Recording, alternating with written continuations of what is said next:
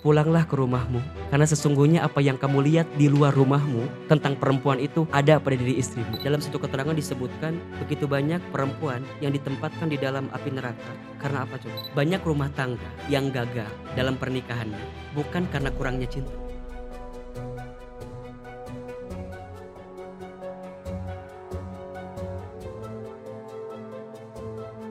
Assalamualaikum Sobat Religiwan. Kali ini kita balik lagi nih di podcast Islami dengan Ustadz Hilman Fauzi. Ya. Apa kabar Ustadz? Alhamdulillah Aduh, sehat. Kita buka dulu kali ya Ustadz ya.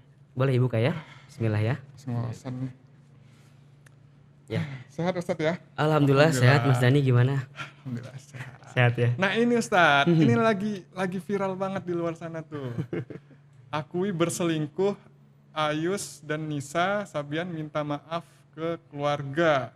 Waduh, ini masalah ini ya, pelakor ya. Nah ini pandangan Islam tentang pelakor ini gimana nih Ustaz? Iya. Iya, jadi sebelumnya kalau saya sih agak kurang setuju dan kurang pas juga dengan istilah pelakor sebenarnya. Pelakor, ya. Karena kalau kita menyebutkan pelakor, seakan-akan dalam konteks ini yang salah hanya perempuan saja. Nah iya, nggak adil ya Ustaz. Nggak adil kan? Nggak adil. Enak banget sih cowok Iya. dong. Boleh jadi ya sebenarnya juga ada peran dari laki-lakinya, Iya. dari prianya yang perlu kita lihat.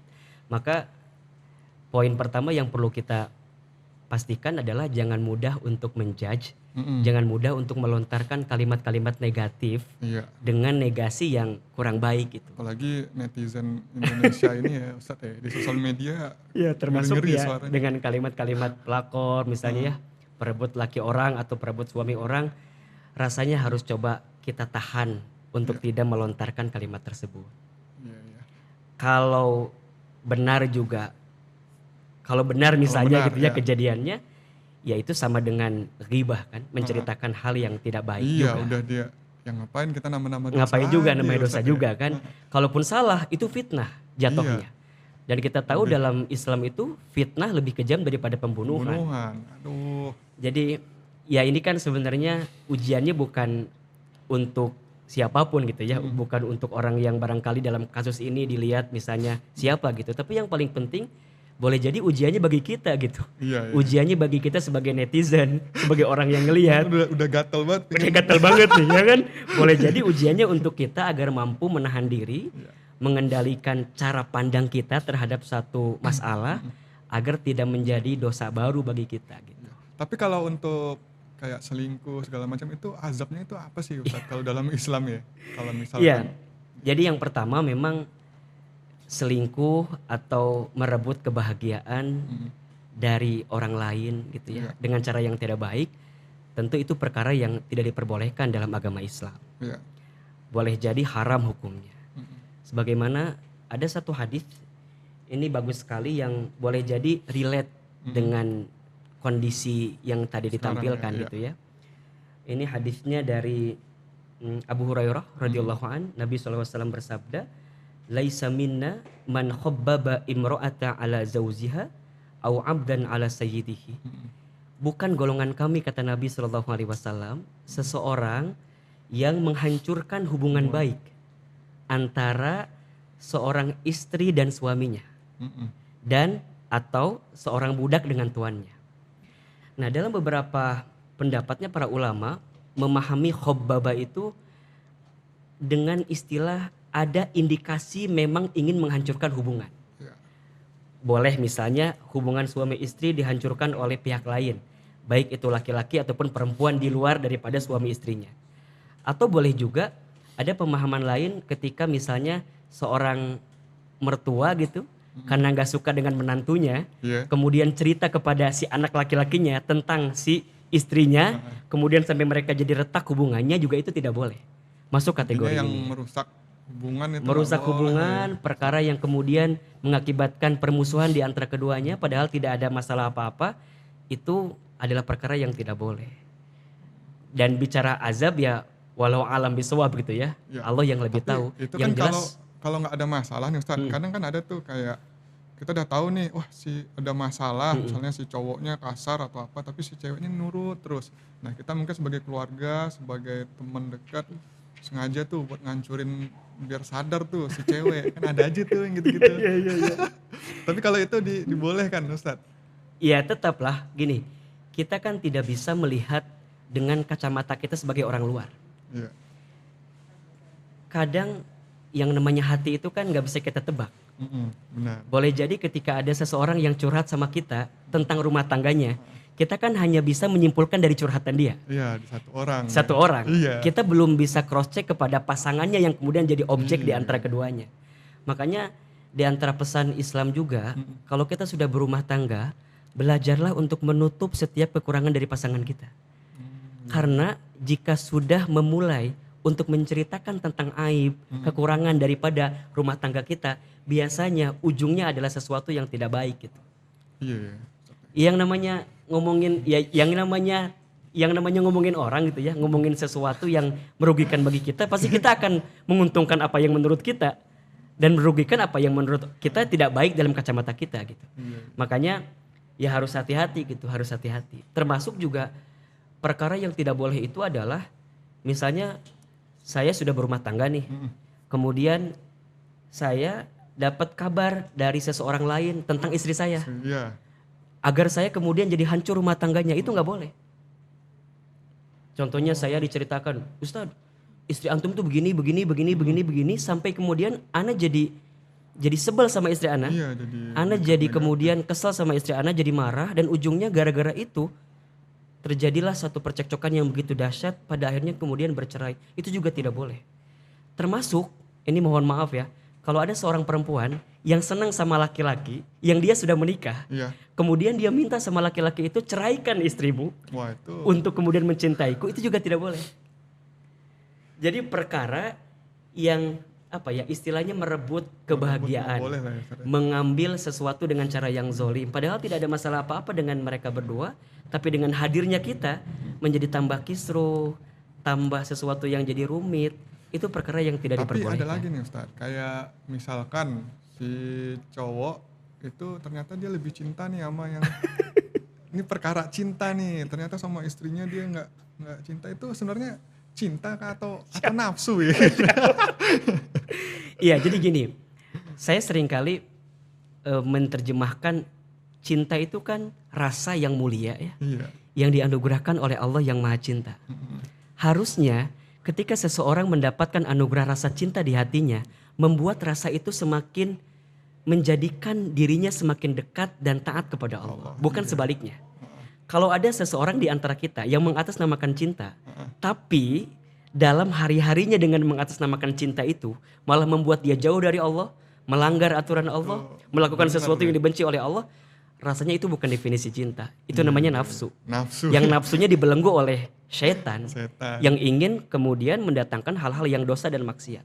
Makanya tanyakan kalau ada seseorang yang punya rasa cinta tapi dengan cintanya malah menyakiti orang lain, malah membuat sesuatu yang dalam tanda kutip berbuat dosa dia.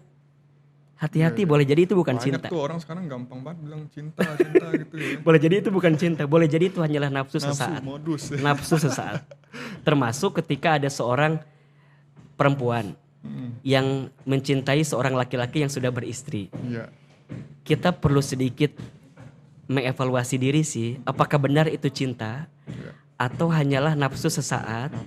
Dan kita tidak berpikir panjang tentang konsekuensi yang akan terjadi dari mencintai orang yang sudah dimiliki oleh orang lain. Dari niatnya aja udah salah. Sudah salah. Itu kayaknya nggak cinta gitu. Dan memang pada titik akhirnya adalah seorang suami terutama ya, seorang laki-laki di sini harus punya sikap yang pandai mengendalikan hawa nafsunya.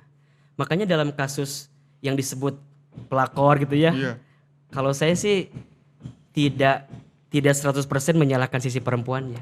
Iya, si cowok kenapa tergoda? Boleh jadi yang paling besar adalah sisi dari laki-lakinya. Yang dia tidak mampu mengendalikan hawa nafsunya, tidak mampu menundukkan matanya, sehingga dia tergoda dengan perempuan lain daripada istrinya. Itu. Udah punya istri, udah punya anak, apalagi sih gitu ya. Makanya sebenarnya apa sih yang dicari gitu ya? Apa sih yang dicari? Satu kali kan ada kisah kalau tidak salah, ada seorang pemuda yang kemudian menyampaikan kepada baginda Nabi gitu, bahwa aku tergoda dengan seorang laki-laki, seorang perempuan yang ada di luar gitu. Kemudian Nabi bertanya kepada pemuda tersebut, apakah engkau sudah punya istri di rumahmu? Kemudian dia menjawab, iya ya Rasulullah. Apa kata Nabi? Pulanglah ke rumahmu. Karena sesungguhnya apa yang kamu lihat di luar rumahmu tentang perempuan itu ada pada diri istrimu. Dan kalau setiap suami memahami konteks saat dia berumah tangga, saat dia menjadi seorang suami, dan itu tanggung jawabnya besar, dia harus kemudian menjaga, membimbing, menguatkan rumah tangganya, maka dia tidak akan mudah Goda. tidak akan mudah tergoda dengan keadaan rasa cinta yang barangkali sesaat. Iya. Yang namanya suka sama orang wajar sih ya Mas Dani ya. Iya. Apalagi mungkin kerjaannya bareng, hari-harinya ketemu dia. Tapi ini sukanya diterusin nih. Nah, yang keliru adalah saat itu semua di luar daripada pengendalian yang seharusnya. Iya. Makanya dia harus flashback ke awal-awal saat dia menikah. Nah, bayangin lagi tuh ya Ini Ustadz, catatan perjuangannya. penting ya, saat kita menikah itu seorang laki-laki terutama ya. Karena ini poinnya laki-laki nih. Ya, Ini seolah-olah kayak menasihati dari saya sendiri gitu ya. Jadi saat seorang laki-laki menikah itu maknanya saat dia mengucapkan kalimat akad nikah, kata para ulama itu maknanya itu dalam sekali, Mas Dani. Maknanya adalah saya terima semua kebaikan yang ada di istri saya dan saya pun siap menanggung apapun kekurangan yang nanti ada di istri saya. Dan itu adalah kalimat yang saat dia berakad bukan hanya sedang berjanji di depan ayah si perempuan itu, Iya, banyak tapi orang. yang paling luar biasa dia sedang berjanji di hadapan Allah. Makanya jangan main-main dengan akad nikah.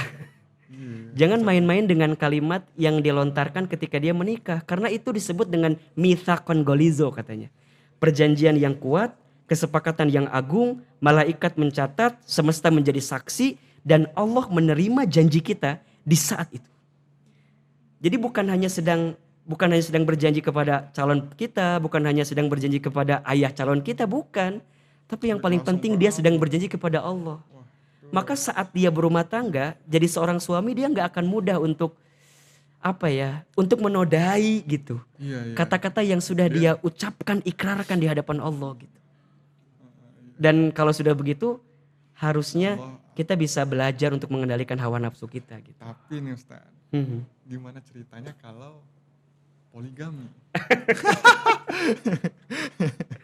Itu kayak mungkin ya, kalau tadi kan kita bicara hawa nafsu, Ya. kalau kita terusin taunya maksiat, tapi ini mungkin dia nikah atau bahkan nikah siri, itu gimana Ustaz Ya. menurut Islam? Soalnya saya pernah dengar nih ya, kalau mungkin salah dikoreksi Ustadz, katanya cowok istri itu nggak boleh ngelarang kalau suaminya nikah lagi. Iya, iya. Dan Allah paling benci namanya perceraian ya. Betul, Nah, betul. gitu. Itu gimana Ustaz? Iya. Ini bukan berarti harus ini ya yang laki-laki nih cowok gitu, jangan nikah lagi. Oke. Gitu. Kita sepakat bahwa poligami itu sesuatu yang diperbolehkan. Ya. Itu jelas, ya. Tetapi jangan sampai kebolehan poligami ini dimanfaatkan oleh seorang laki-laki untuk menyakiti hati perempuan. Iya. Bukan berarti laki-laki boleh semena-mena berbuat ke istrinya. Karena mentang-mentang ada syariatnya, ada kebolehannya, udahlah aku poligami aja. Nggak boleh. Harus ada nilai-nilai yang perlu disepakati Banyak gitu loh. pertimbangan ya, Ustaz. Harus ada pertimbangan, harus ada tarbiyah, harus ada pendidikan, harus ada kesiapan untuk melakukan poligami itu. Karena Ada ini- pertimbangan-pertimbangan yang kemudian harus dipikirkan dengan matang jika kita mau melangkah ke jenjang atau ke tahap yang namanya poligami. Bahkan ada satu keterangan, jika seseorang memiliki istri lebih daripada satu, kemudian dia tidak bisa berbuat adil kepada keduanya, maka ketika nanti hari kiamat dia akan berjalan dalam keadaan yang condong ke sebelah kiri atau ke sebelah kanan. Nauzubillah min Jadi dzalik. nambah dosa Makanya lagi. jangan mikir enaknya doang, Iya. jangan mikir nikmatnya saja, jangan, tapi pikirkan beberapa konsekuensi logis yang mungkin bisa kita dapatkan saat kita berpoligami. Suami Ya. ini udah mempertimbangkan nih, wah oke, ntar gue bisa adil nih segala macam ya, pertimbangannya udah. Tapi si istri nggak mengizinkan gitu loh. Itu apakah istrinya berdosa, Ustaz? Iya. Ya dosa atau tidak tentu kembalikan kepada Allah ya. Yang bisa kita jangkau adalah sejauh mana sikap adil yang bisa dihadirkan. Sekarang begini aja simpelnya. Kalau misalnya dia beristri yang hari ini ada satu, sudah bisa menghadirkan kebahagiaan, mencukupi kebutuhannya, memberikan nafkah terbaik kepadanya. Sudah jelas kebahagiaannya ada, maka boleh jadi ketika dia menambah lagi ada kesempatan untuk mendapatkan kebaikan itu. Tapi sekarang evaluasi. Kalau satu aja istri kita di rumah belum mendapatkan kebahagiaan yang paling hakiki, dalam tanda kutip masih banyak kekurangan dan segala macam, jangan pernah berharap dua lah. Mending satu dulu, sempurnakan nafkah kita, berikan kebahagiaan yang paling sejati untuk istri kita yang ada di rumah. Insya Allah dengan sendirinya jika memang itu menjadi kafaah bagi kita ya, menjadi kemampuan bagi kita, maka boleh jadi kita akan mendapatkan itu. Tapi kalau enggak, fokuslah dengan istri kita yang ada di rumah. Karena boleh jadi itulah anugerah terindah yang Allah berikan kepada kita. Itu aja sih. Jadi sebenarnya yang jadi masalah itu cuma satu sih Mas Dani. Rasa selalu kurang cukup dengan apa yang Allah hadirkan. Iya, manusia kan kayaknya kurang puas gitu. Kurang puas terus.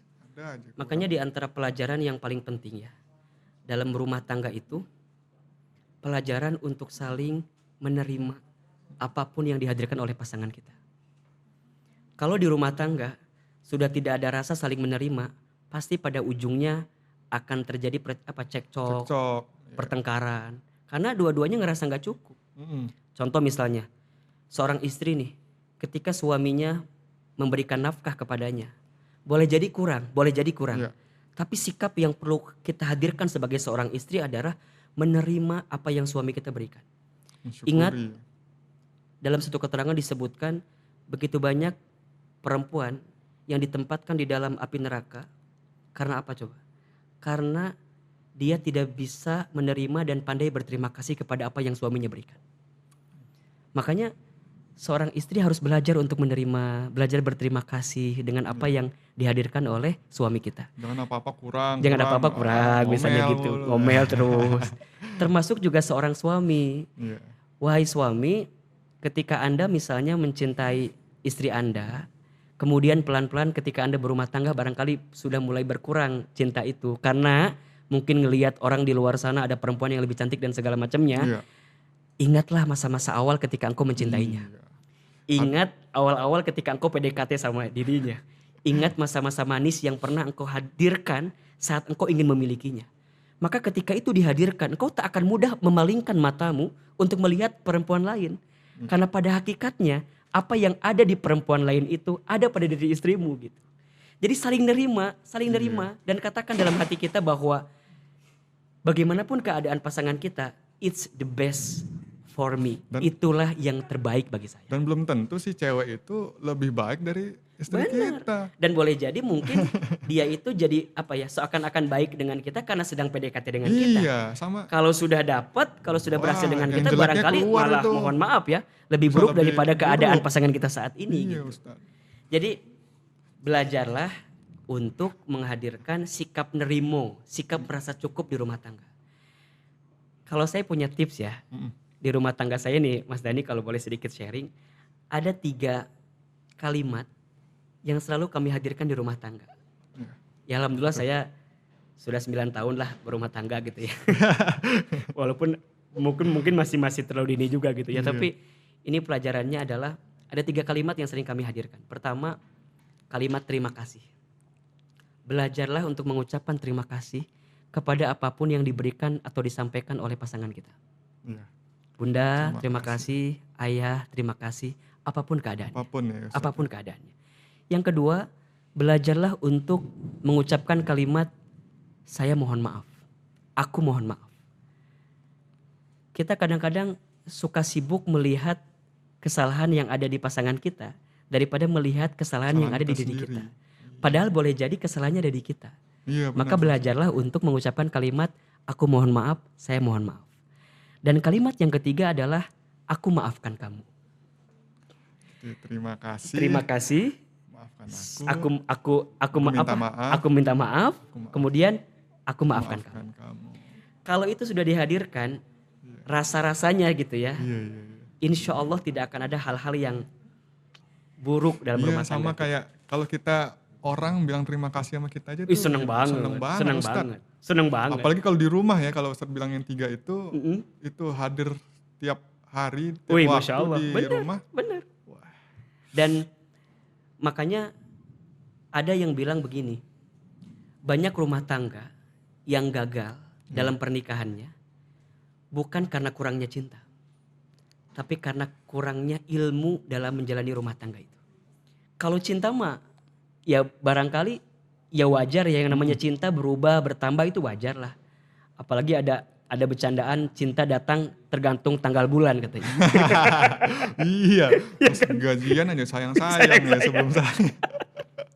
Makanya banyak orang yang gagal dalam pernikahan bukan karena kurangnya cinta tapi karena kurangnya ilmu. Iya, iya. Nah, di antara ilmu yang perlu dihadirkan begitu matang dan begitu kuat adalah ilmu agama. Iman itu.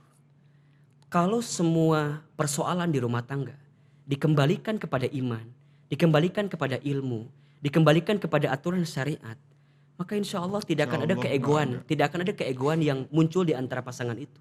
Iya, iya. Karena seringkali kalau udah urusan dunia, apalagi yang dikedepankan dunia misalnya, kamu kurang ngasih ke aku, kamu juga kurang ngelayanin aku dan segala macam, itu urusan dunia misalnya, pasti ujungnya ego. Dan kalau sudah ego yang keluar, maka ujungnya adalah merasa saing gitu, bukan saling. Makanya rumah tangga yang bagus itu rumah tangga yang saling, bukan saing. Bukan saing. Kalau saing itu ini semua gara-gara aku. Kalau yang ada baik-baik gara-gara aku. Kalau salah gara-gara kamu. Itu saing tuh. Iya. Tapi kalau saling tidak akan ada bahasa aku, kamu, nggak akan, tapi bicaranya kita. Iya. Saling menguatkan, saling mendoakan, saling menutupi kekurangan. Makanya belajarlah untuk menghadirkan saling di rumah tangga kita, bukan mengedepankan saing di rumah tangga kita. Insya Allah itu ini ya Ustadz ya, rumah tangga terjaga. Insya Allah akan terjaga. Insya Allah akan terjaga. Ini balik lagi nih Ustadz Ya. ke perselingkuhan. Tadi kan kita bahasnya tentang si cowoknya. Ini kalau misalkan dari sisi ceweknya atau istrinya, apa sih yang harus dilakuin gitu Ustadz ketika suami itu selingkuh gitu? Apakah kita sebagai wanita istri kita minta cerai kah atau gimana? Langsung gitu ya. Iya. Iya. Gini. Agak berat. Agak berat ya Ustadz. Yang namanya hati memang tidak mudah untuk ditebak. Iya. Saya tahu perasaan dan ya terasalah perasaan jika ada seorang perempuan yang mencintai suaminya, seorang istri yang mencintai suaminya tapi kemudian diselingkuhi atau ditinggal. Pasti sakit. Pasti Benar, sakit. pasti Ustadz. Pasti sakit. Apalagi katanya perempuan itu dalam pepatah bahasa Arab disebut al-mar'atu kal mir'ah katanya. Perempuan itu seperti cermin hatinya. Cermin itu kalau sudah pecah, kamu bisa merangkai kembali pecahan cerminnya. Tapi pantulan cahayanya tidak akan sama seperti sedia kala. Benar. Itulah hati perempuan. Hati perempuan itu mudah memaafkan tapi tak mudah melupakan. Kalau sudah menggores hati luka di hati perempuan, maka kita akan sulit untuk mengembalikan perasaan baik itu. Udah tergores, udah pecah, Makanya ini pesan sebelum menjawab pertanyaan Mas Dani ya. Iya. Pesan untuk para suami, untuk laki-laki, jangan mudah menyakiti hati perempuan. Benar. Jangan mudah. Saat kamu terbersit untuk menyakiti hati perempuan, bayangkanlah wajah ibumu. Iya. Karena ibumu adalah seorang perempuan. Ketika kamu ingin menyakiti seorang perempuan, bayangkanlah wajah adik atau kakak perempuanmu. Atau bayangkanlah jika engkau punya anak perempuan, bayangkanlah wajah anak perempuan. Jika sudah terbersit bayangan itu, kamu tidak akan punya pikiran untuk menyakiti hati perempuan. Gak mungkin rela sih. Gak mungkin rela. Iya. Saya jadi ingat istri saya jadinya kan. Gitu Mas Dani. Jadi ini poinnya sebelum menjawab pertanyaan tadi. Iya. Nah, jika ada seorang istri yang mungkin sudah kejadian ya, ternyata seorang suami itu selingkuh, maka yang pertama sikap kita adalah terima dulu. Terima. Terima bahwa ini sudah terjadi. Mm-mm. Kan gak mungkin, Tiba-tiba kenapa langsung ini marah. terjadi? Wah, udah terjadi. Udah sikap terima dulu. Sikap terima, husnuzon kepada Allah. Pasti ada hikmah yang sedang Allah titipkan. Boleh jadi ada pesan cinta Iya. di balik sesuatu yang menyakiti hati kita. Itu pertama. Yang kedua, tenang. Relax dulu. Jangan kemudian Tiba-tiba pecah aduh gitu kan. langsung apa Panik gitu ya. deh. Oke. Tahan, tenang. Berarti tenang ini nggak perlu tiba-tiba langsung nelpon keluarga. Ma, ini Ya, termasuk itu. Jangan Termasuk dulu. kalau sudah berumah tangga, jangan mudah menceritakan persoalan rumah tangga kita dengan orang tua kita. iya, apalagi ke teman ya. Ya, Ustadz ya. apalagi ke orang teman, tua aja apalagi ke masih. sosial media status. Wah, iya. Ada penelitian ini Mas Dani ya, 80% orang yang baca status kita itu enak ngelihatnya. Enak. Mending kalau kemudian iba, ya Allah, aku berprihatin ya sama kamu. Ah, itu mah cuman itu mah bukan yang sebenarnya gitu. Yang ada enak. Kalau yang benci nyukurin kita.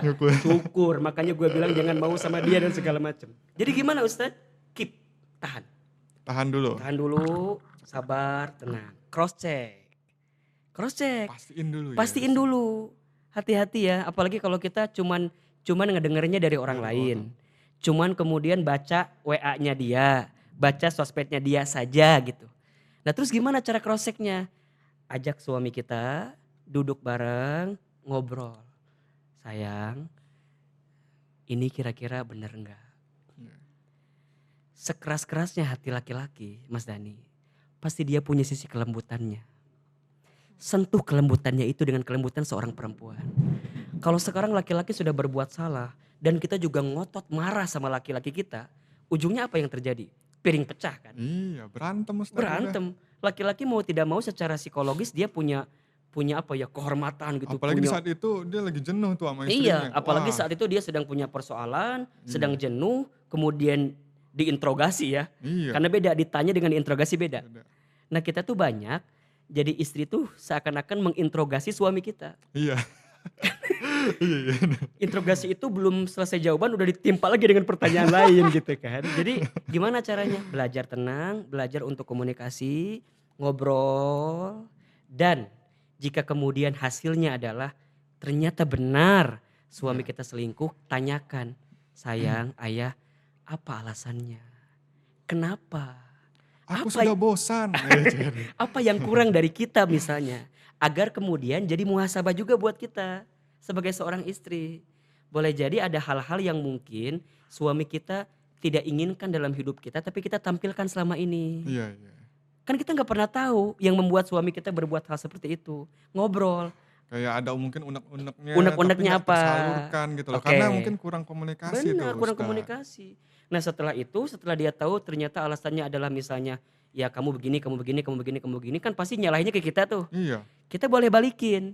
Kalau dia udah nyalahin kita boleh balikin. Ayah, bunda akui kesalahan itu. Bunda akui kekurangan itu. Tapi juga ini pelajaran bagi ayah. Ayah juga harus belajar untuk mengendalikan ego nafsu ayah. Menundukkan mata ayah. Bahwa apa yang dilihat oleh ayah di perempuan lain itu ada di bunda juga. Gitu. Setelah itu, apa yang bisa kita lakukan? Yuk berbenah. Kalau masih bisa dilanjutkan, satu sama lain saling menerima, kenapa enggak untuk mempertahankan rumah tangga itu? Lanjutin Ustadz. Pertahankan karena tidak mudah kan. Iya. Pertahankan, maafkan kesalahan. Adapun dosa dia yang sebelumnya, Ya. biarkan menjadi urusan dia dengan Allah. Tapi tugas kita untuk menghadirkan hati yang lapang, memaafkan kesalahannya, itu menjadi kebaikan kita di hadapan Allah. Jadi kalau Masya ada Allah. istilah suara hati istri gitu ya, Iya, yang iya, terus iya. disakiti oleh suaminya. Kayak sinetron. Kayak apa? sinetron ya. Kalau misalnya Kalau ya ngerasa bahwa sakit banget Ahilman, sakit banget Ustadz, nggak bisa Ustadz gitu ya. Kalau saya sih jika kita punya kemampuan untuk bersabar, bersabarlah. Harusnya bisa Ustadz ya. Kalau bisa. Kalau bisa ya. Karena dalam kesabaran itu ada pahala yang begitu besar yang Allah siapkan. Wah, Masya Allah. Dan kalau Mantap sudah tuh. mikirnya begitu, Mas Dani, kalau sudah mikirnya pahala yang besar dari Allah, bahwa kita paham dunia ini cuman tempat singgah kita saja, bukan tempat akhir daripada segalanya, maka kita akan yakin pada ujungnya yang akan mendapatkan sisi kebaikan dari apapun yang terjadi pada kehidupan kita tergantung apa yang terbaik dari Allah. Tapi dengan catatan nggak ngulangin lagi Ustaz. Nah, setelah itu bangun komitmen di antara Iya. keduanya untuk tidak mengulangi kembali. Tapi kalau sudah berulang-ulang, Wah, sudah udah, berulang-ulang, tinggalin sudah aja Ustaz. berulang-ulang. Itu nggak bener tuh suaminya. Ya, cobalah. Apa sih yang mau dicari? Iya. Apa sih yang mau dicari? Jangan-jangan orientasinya salah selama ini. Iya, dia tuh nafsu kali mungkin. Nafsu. Takut dosa nikah ya kan. Betul. Tapi betul. udah bosan, aduh nafsu yang lain. Betul. Selingkuh lagi. Dan ini juga penting sih untuk teman-teman perempuan, jika ada seorang laki-laki yang dia sudah menikah, kemudian mencoba mendekati Anda, jangan mudah menerimanya. Iya, iya, iya. Tapi kan cinta Ustadz, dia perhatian banget sama aku Ustadz. Gitu kan. Aduh. Dengan bahasa-bahasa yang Dibutakan dihadirkan dengan selama ini cinta. misalnya ya. Pertimbangkan dengan matang. Pertimbangkan dengan matang. Karena bagaimana mungkin kamu bisa mendapatkan kebahagiaan, sedangkan di sisi lain ada perempuan lain yang tersakiti karena pilihan yang Dari kamu ambil. awalnya aja itu udah nggak baik, Betul. banyak yang disakiti. Jadi pikirkan matang-matang gitu ya. Iya, iya. Kita kan pengen bahagia, Ustaz, yang penting aku bahagia aja. Iya, bagaimana mungkin kamu bisa bahagia sedangkan di atas penderitaan orang lain gitu. Begitupun juga seorang suami, seorang laki-laki juga harus mikir juga, kalau kamu ingin membahagiakan orang yang kamu cintai, mana mungkin kamu memulainya dengan menyakiti sisi orang lain lagi gitu. Iya. Coba. Tapi banyak ya Ustadz ya, ketika ini dengar kayak cerita-cerita teman ya, yang selingkuh mau pelakor, Iya. itu rezekinya itu langsung habis Ustadz. Kayak misalkan dia usaha ini langsung bangkrut gitu loh. Iya. Iya, boleh jadi sebabnya bukan karena nikah laginya gitu. Menyakiti ini ya, istri yang benar. Sebabnya karena menyakiti hati manusia.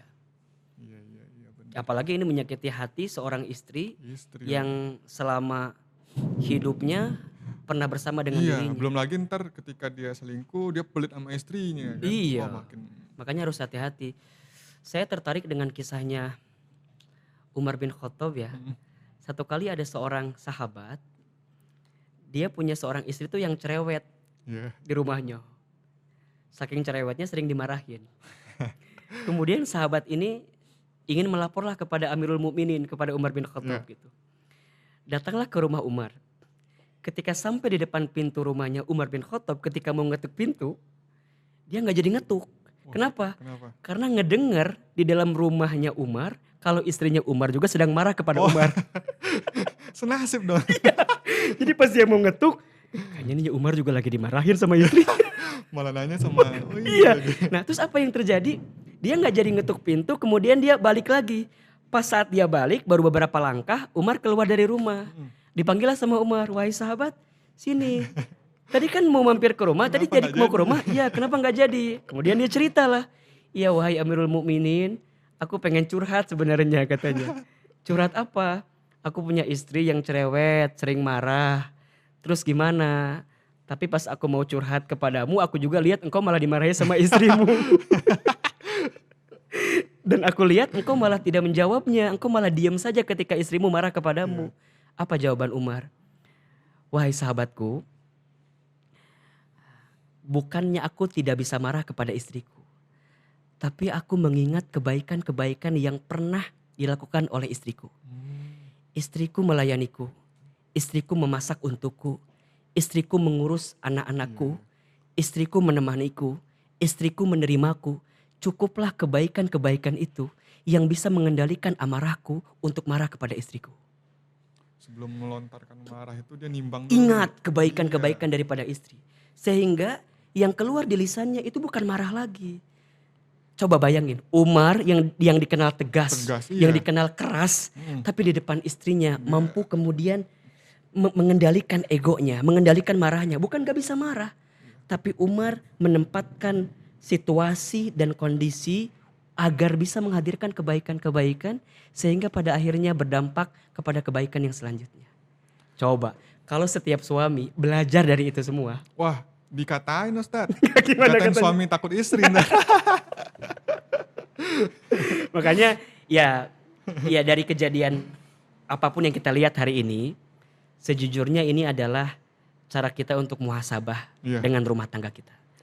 Untuk lebih sibuk melihat aib dalam diri kita daripada aib dengan orang lain. Iya, ngapain sih ngebuang-buang waktu, belum lagi Hati-hati ntar lah. komen, Hati-hati. nambah Ada satu dosa keterangan lagi. yang menyebutkan barang siapa yang sibuk dengan aib orang lain, kemudian dia mengumbar aib orang lain itu, maka nanti hari kiamat Allah akan umbar aibnya. Allah akan buka aib-aibnya. Astagfirullah. Nauzubillah min dzalik. Maka yuk belajar untuk menata hati, Iya, memperbaiki diri.